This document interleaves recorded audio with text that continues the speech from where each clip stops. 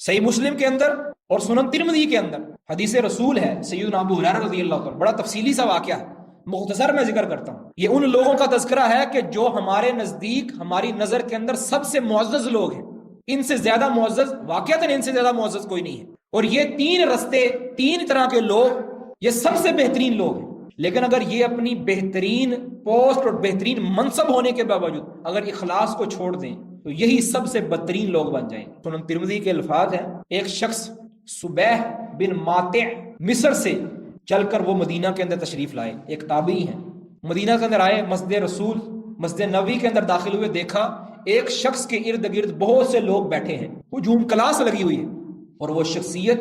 محدث امت جناب محمد رسول اللہ صلی اللہ علیہ وسلم کے پیارے صحابی سیدنا ابو ہریرہ رضی اللہ تعالیٰ عنہ تھے، لوگوں کو حدیث پڑھا رہے تھے۔ تو صبیح بن ماطع کہتے ہیں کہ میں سیدنا ابو ہریرہ کے پیچھے جا کر بیٹھ گیا، جب لوگوں نے حدیثیں پڑھ لی، سن لی، کلاس ختم ہو گئی، لوگ چلے گئے، تو میں ابو ہریرہ کے قریب ہوا، میں نے کہا کہ میں آپ کو اللہ کا واسطہ دیکھا ہوں، قسمیں ڈال کر ان سے پوچھا آپ مجھے آج کوئی ایسی حدیث سنا دیں کہ جو آپ نے براہ راست رسول اللہ صلی اللہ علیہ وسلم سے سنی ہو، آپ کو پوری طرح یاد ہو، پوری طرح آپ کو اس کی سمجھ بوجھ ہو، کوئی منفرد حدیث مجھے سنا دیں۔ تو ابو ہریرہ فرماتے ہیں کہ اچھی ٹھیک ہے، میں تمہیں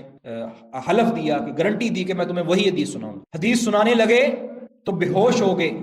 غشی طاری ہو، تھوڑی دیر کے بعد پھر افاقہ ہوا، پھر حدیث بیان کرنے لگے اور کہنے لگے کہ یہ میں تمہیں وہ حدیث سنانے لگا ہوں کہ جو میں نے اس گھر کے اندر، نبی صلی اللہ علیہ وسلم کے گھر کے اندر، میں اور رسول اللہ صلی اللہ علیہ وسلم اکیلے تھے، کوئی دوسرا بندہ نہیں تھا، مجھے رسول اللہ صلی اللہ علیہ وسلم حدیث بیان کی، اب یہ الفاظ کہنے تھے، فوراً غشی طاری ہوئی، پھر بے ہوش ہو گئے، جب ہوش آئی دوبارہ پھر بھی حدیث بیان کرنے لگے۔ یہ بے ہوشی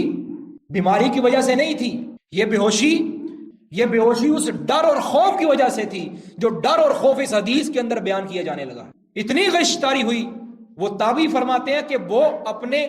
وجود کو قابو میں نہ رکھ سکے بلکہ گرنے لگے، تو میں نے کافی دیر تک ان کو سہارا دے کر رکھا، کافی دیر گزرنے کے بعد پھر دوبارہ ان کو ہوش آیا تو پھر انہوں نے حدیث بیان کی۔ اب وہ اگلی الفاظ وہ ہے، فرمایا قیامت کے دن اللہ رب العزت تشریف لائیں گے میدان محشر کے اندر، جو دنیا میں برپا ہوگا، میدان حشر کے اندر ساری کائنات، ساری خلقت جمع ہوگی، اور وہ اللہ تعالیٰ آتے ہی یہ نہیں کہے گا کہ فلاں آ جائیں فلاں، اللہ تعالیٰ کہے سب کا حساب بعد میں ہوگا، سب سے پہلے وہ تین مجرم اس کائنات کے وہ سامنے میرے آئیں، تین مجرموں کا سب سے پہلے حساب لیا جائے گا، اور تینوں کو سب سے پہلے جہنم رسید کیا جائے گا۔ وہ تین کون ہوں گے؟ وہ مجرم وہ ہوں گے جو ہماری دنیا کے اندر ہماری آنکھوں کے تارے ہیں، لیکن ان کا وہ عمل خالصتاً اللہ کی رضا کے لیے نہیں تھا، لوگوں کے دکھاوے کے لیے تھا۔ اللہ کے رسول فرماتے ہیں من سمع اللہ بہ ومن یرائی اللہ بہ، بخاری مسلم کی حدیث، کہ جو شخص دنیا میں سنانے کے لیے، دنیا میں دکھانے کے لیے عمل کرتا ہے، قیامت کے دن اللہ بھی دکھائے گا، پھر اللہ بھی سنائے گا۔ پھر اب اس کا یہ مطلب بیان ہی نہیں کیا کہ اللہ کیا دکھائے گا اور کیا سنائے گا، اس کو اللہ تعالیٰ نے پردے میں رکھا ہے، کتنا دکھائے گا اور کتنا سنائے گا اللہ تعالیٰ، پھر وہ اس کے ساتھ جو ہوگا اس کو رسوا کیا جائے گا۔ یہ ہے وہ بندہ جو دکھانے کے لیے عمل کرتا تھا، یہ ہے وہ بندہ جو سنانے کے لیے عمل کرتا۔ اللہ تعالیٰ سب سے پہلے شہید کو لائے گا، اللہ اکبر، جس نے اپنے جان و مال کو اللہ کی راہ میں قربان کر دی۔ مختصر یہ ہے، تفصیلی روایت، اللہ تعالیٰ تینوں کو باری باری بلائے گا، کہے گا کہ میں نے تمہیں مال دیا، یہ دیا، وہ دیا، تمہیں صلاحیتیں دی، تم نے میرے لیے کیا کیا؟ وہ کہے گا اللہ میں نے اپنے مال کو، اپنی جان کو تیری خاطر قربان کر دی۔ اللہ تعالیٰ فرمایا کذبت، جھوٹ، غلط بیانی، تو نے اس لیے نہیں کیا کہ مجھے راضی کرے، تو نے اس لیے کیا تاکہ لوگ کہیں کیا بہادر آدمی تھا، اس نے اپنی جان قربان کر دی۔ تم نے لوگوں سے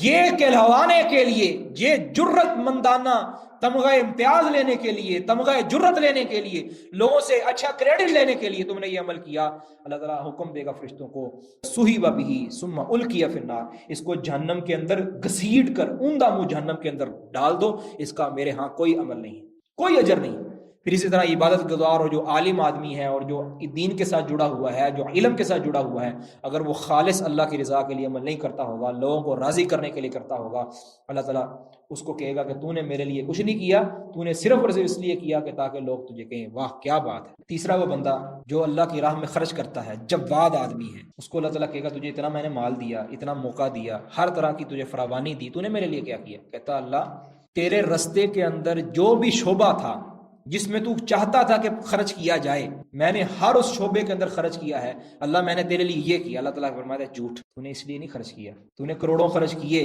اربوں خرچ کیے، تو نے یہ منصوبے بھی بنائے، یہ بھی بنائے، لیکن یہ میرے لیے نہیں، اس لیے بنائے کہ لوگ تجھے سخی اور تجھے بڑا جو ہے وہ خرچیلا کہیں کہ یہ تو اللہ کے راہ میں بڑا دینے والا ہے۔ اللہ کے ہاں اس بڑے کی کوئی قدر نہیں ہے۔ اللہ کے ہاں کوالٹی دیکھی جاتی ہے، کوانٹٹی نہیں دیکھی جاتی۔ عمل کے اندر قبولیت کی صلاحیت ہے کہ نہیں ہے؟ اللہ تعالیٰ فرماتے ہیں کہ تو نے میرے لیے نہیں کیا، تو نے اس لیے کیا تاکہ لوگ تجھے سخی کہیں۔ پھر اللہ تعالیٰ حکم دے گا کہ اس کو گھسیٹ کر عمدہ منہ جہنم میں پھینک دو، اس کا میرے ہاں کوئی قدر و قیمت نہیں ہے، کوئی قدر و منزلت نہیں۔ تو میرے بھائیو، خلاصہ کلام یہ ہے کہ اپنے عمل کو جتنا اللہ نے توفیق دی ہے خالص اللہ کی رضا کے لیے کر لی۔ اگر ساری زندگی ٹکرے بندہ مارتا رہے لیکن اللہ کو راضی کرنا مقصود نہیں ہے تو اللہ کے یہاں اس کی کوئی قیمت نہیں۔ اللہ تعالیٰ سے دعا کرتے ہیں اللہ تعالیٰ ہمارے عمل کو خالص کر دے، اللہ ہماری نیت کو خالص کر دے، اللہ ہمیں ریاکاری سے بچا دے، اللہ تعالیٰ ہمیں دکھاوے اور سناوے سے بچا لے۔ وما توفیقی الا باللہ علیہ توکلت و الیہ۔